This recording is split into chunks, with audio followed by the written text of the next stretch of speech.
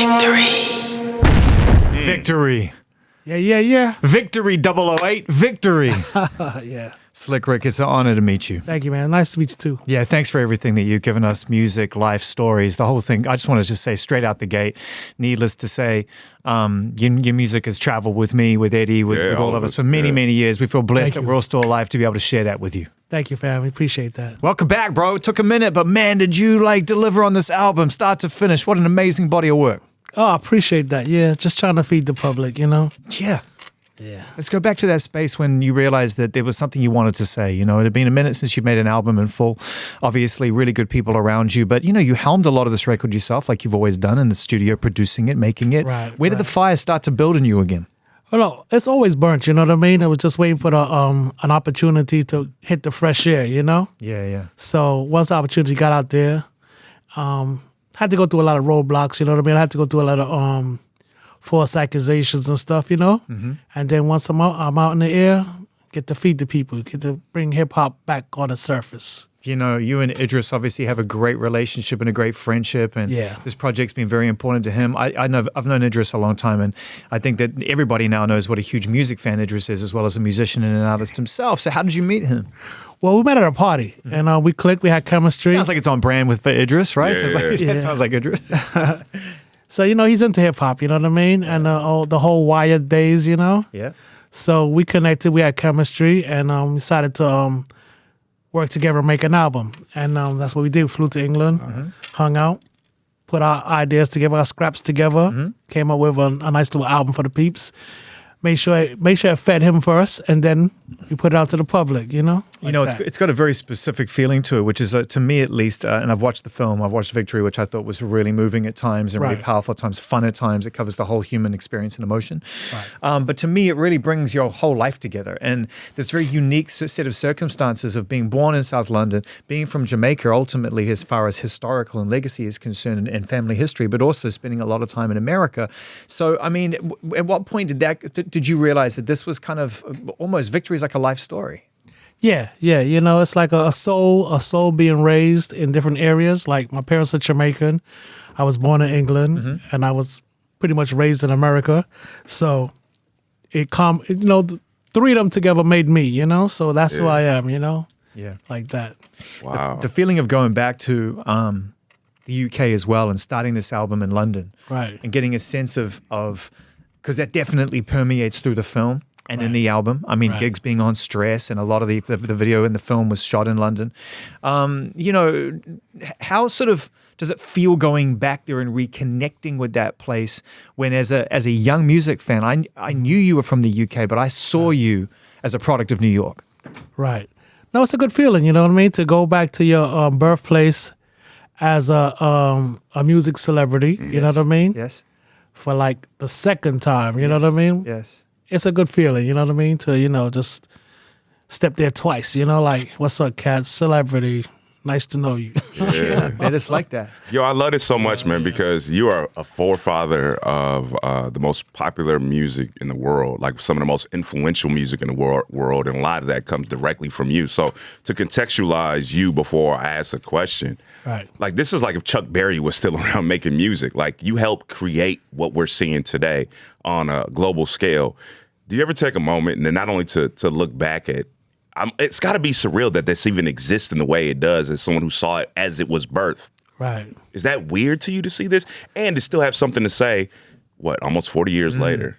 Right. Well, it's like somebody has to take care of it. It's like a baby that has to be taken care of, or it gets malnourished and it evaporates. So you need to, take care of the baby, nourish the baby, bring the baby back on the surface, show the baby has sparkle, has value, and then you just bring it back and let the public see for themselves, and bring it to their own homes and enjoy their existences, Yeah, because if y'all do anything different back then, it's not what it is today. Like if you weren't walking around with like the big old chains and the wallabies or whatever the case may be, the kango, cats might not have been doing it because what you guys did shaped the nation and ended up shaping the world. So as we sit here and talk to you, I just want people to understand that. And it's more of like me saying it as opposed to asking you something. But I just want you to know that we all appreciate it. Thank you, brother.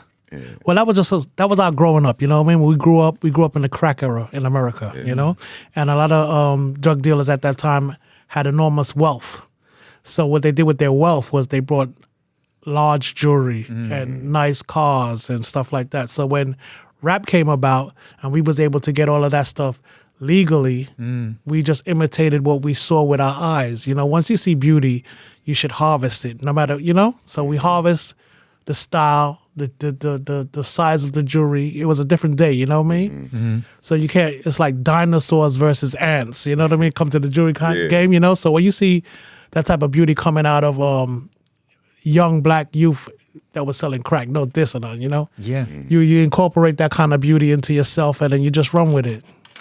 Yeah, New York back then, man. New York was just like, I grew up in Auckland, New Zealand, and so I would just crave the imagery or the videos or whatever that showed me where the music was coming from, because the music was so exciting to me. But it was such a different place back then. I mean, it was a highly, highly intense environment, and the music reflected that. Yet you always looked for a way to, as well as tell you, Slick Rick, you have the most amazing ability to tell the truth. See what you see going on the streets that you're walking, but at the same time, make it feel like it's a movie at times, or it has this fantastical element. Like you lure us in with the imagery and then tell us the truth. Right. I guess that's my my niche, my gift, you know what I mean? Yeah. To create that kind of a atmosphere, that vibe, you know? So that's what I do. Yeah. I mean, that's why the debut album is just so unique, because it's almost like, man, I'm dancing to this and I'm smiling to this, but the stories you're telling are brutal and true. Right. Yes. Yeah, you matured the genre. It was like you and Big Daddy Kane and and Rakim, and rap was one thing, and then once you guys got your hands on it, it was like, okay, this is a grown up art form now. Right. And that's not dissing the people that came before you. No, it's just that's what happens with evolution. Right. See, like the people that came before me was like the Cold Crush Brothers. That's right. Yeah. You know, Flash Herc. Yeah. You know, so we learned from them when we was children growing up, and we would see them in the park, bringing out the speakers and the turntables and then doing their routines. It was like watching the Temptations in another generation, like Back to the Future. You know what I mean? Like, so when we saw that, we incorporated it and we harvested, and it grew. It grew from Cold Crush Brothers and Flash and the Furious, Melly Mel, and it just grew. So it grows and it grows and it grows, you know, like that. So we got to keep it alive and keep it growing. Yeah. Show its value. Yeah. It's equality, you know? So good. Such a good vibe, and let's just talk about the chemistry the two of you have on that record, because Giggs being such a powerful and important voice from London, you returning back to London as you've done throughout the years, but as Slick Rick, the ruler, the person who traveled to New York and made a name for yourself out there. Yeah. Nice connection, cross-generational connection of what London means. Right, exactly. Yeah, so me and Giggs hooked up, you know, we keep both coasts alive, you know? Connect to my English roots peoples, you know what I mean? And then, you know, just show them like little American swag intertwined in there with it. And then we show them our growth, you know what I mean? It's like trying to find Fonzie, you know what I mean? You want Fonzie to be stronger. Add a little of African American in there, and then you're off to the races. Hey, what's going on recently? Where there's two ways of thinking when you get older as a hip hop artist. Famously, Andre 3000 was like, I don't really have anything to say right now. But what we're seeing now was LL Cool J had a great album. We're seeing what happens with the clips. Mobb Deep's about to drop an album. Oh, I think Run the Jewels really set out the stall in a big way too. And they came out and they were like, hey, we're a new band and we're knocking on 40. You know what I mean? So what's happening right now where like gentlemen like yourself has like, I got something to say still? Is it clearly it doesn't leave you, but why now drop this? Well, I just dropped because it's fun, you know. This is how we were raised in our environment, you know what I mean? People put a lot of emphasis on age, but it's not really age. It's about your mindset. I don't really feel like I'm 60. You know what I mean? You don't look a day over 30. I just feel like I'm just advancing my craft. You know what I mean? And, you know, I'm just sort of sit on the floor, pick it up, dust it off, bring it back out to the public like a superhero type of a thing. You know what I mean? Keep it alive like Iron Man or something. Well, I want to focus on the superhero qualities that you have, Slick Rick, because it's not that like your life has not been without adversity. You've been through a lot of public facing, you know, stress to credit the song and situations in life that you could never have predicted that you had to find your way through. Right. But out the other side of that, what I think needs to be recognized and is recognized is the fact that you've turned your attention to helping people. And, you know, you've been really focused on giving back to the community and trying to be a strong and influential part of the community with the voice you've been gifted. So what is the essential part of you, or what have you learned that allows you to push past adversity and still find the goodness in life's experience and not be stuck in that kind of difficult times? Well, if you believe in a good authority, a good God, like, you want to walk towards it. You want to keep that light alive. And then, people will follow behind you, the younger, you know what I mean?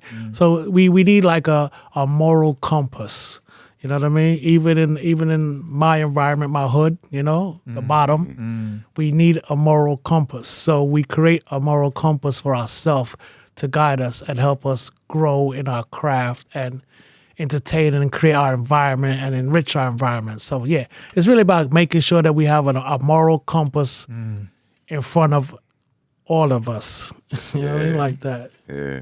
Can I take it back a little bit? Because I always had this question, and I want to rewind to what, I don't know if it was 92 or 93, but something like that. And hip hop is rooted in sampling, taking the old and making it new for the youth culture. Right. When Snoop flips Lottie Dottie, what was that like for you? Like, yo, was that like a whole new audience gets reintroduced to Slick Rick, or what was that moment like for you all the way back then? Well, it kept my career alive because I was like at a standstill for a minute, you know what I mean? Put some money in my pocket, showed the West Coast got love for a brother, and I got to meet the West Coast African American, you know what I mean? And we mingle like family and support each other. So, thank you, Snoop, for, put a little cheese in my pocket.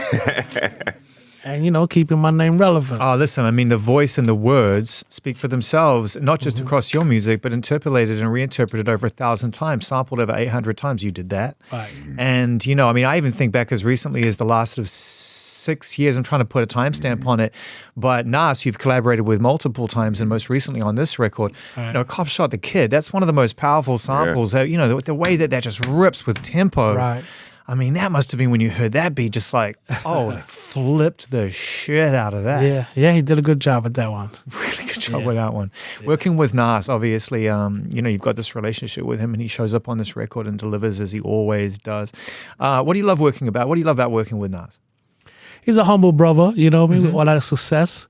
He's very humble. He's nice. He crouches. He's so successful out of music, and he crouches about it. Yeah. I mean, but the money he's made out of it is outside of music. He's about to be a casino millionaire now. Yeah.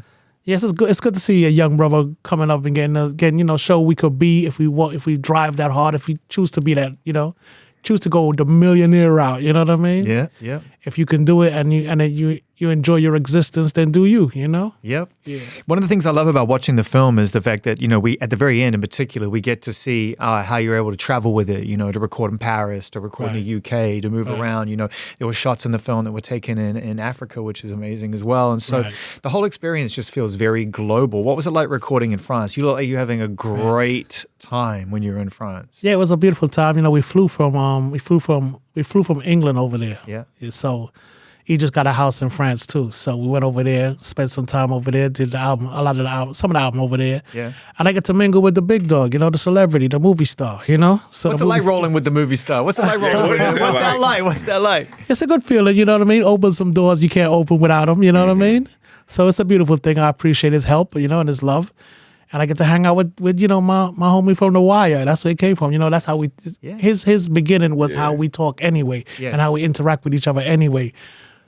If you skip the drug dealing and all that, you know what I mean, man? Yeah. But it just showed you a side of us, you know what I mean? Once you know how to dissect pros and cons, The album has come out on Mass Appeal, which I'm a huge fan of as a label. They invest in great art, and it's also in a collaboration with Idris's label and what he's doing, and he invested some time and resources and recording studio time for you to make this record. So where does it lead? Because at this point now, we don't take for granted that more than 20 years after your last record, we get a brand new Slick Rick album. It sounds essential and invigorated. I guess, can we be greedy? Can we ask whether or not you feel inspired right now? What's in your creative spirit right now that this record is done? We've got tons of records, you know what I mean? This is just an opening to see if, we got lots of stuff. We got like 2, 3, 4, 5 albums, you know what I mean, on standby, you know what I mean? Yeah, because you made it over some years, right? So you obviously were stacking them. So it's just us having fun in our environment, you know what I mean? So if the environment doesn't feed us, we have to feed ourselves, you know what I mean? So we feed ourselves, and, that's how I do. I feed myself, and then, I feed my peoples around me, make sure they, once they give me the okay that it's good, Then I put the good ones over here, and the ones I got to keep on working on over there, you know. It's all in having fun for your people, you know what I mean? It's like, you are the Grammy, you know what I mean? You are the nigga Grammy. No, I don't know if you can say that. You got it. You are the Negro Grammy, you know what I mean? So somebody got to be in charge of Negro Grammy for the bottom and the top, you know? Like, 25 minutes in the company of 008, Slick Rick the Ruler, the great storyteller, sampled over 800 times. Crazy. To your point, nobody wearing the Wallabies. Right. Nobody wears the chain like you wears the chain. You did all of that and continue to astound. You're a true inspiration to music fans, and I can imagine, only imagine, to the people that look up to you and see you as a path to success and a path through adversity to truth. And I really appreciate you. I appreciate your time. Slick Rick, everybody. Yeah, man. Absolute legend. Thank you so much.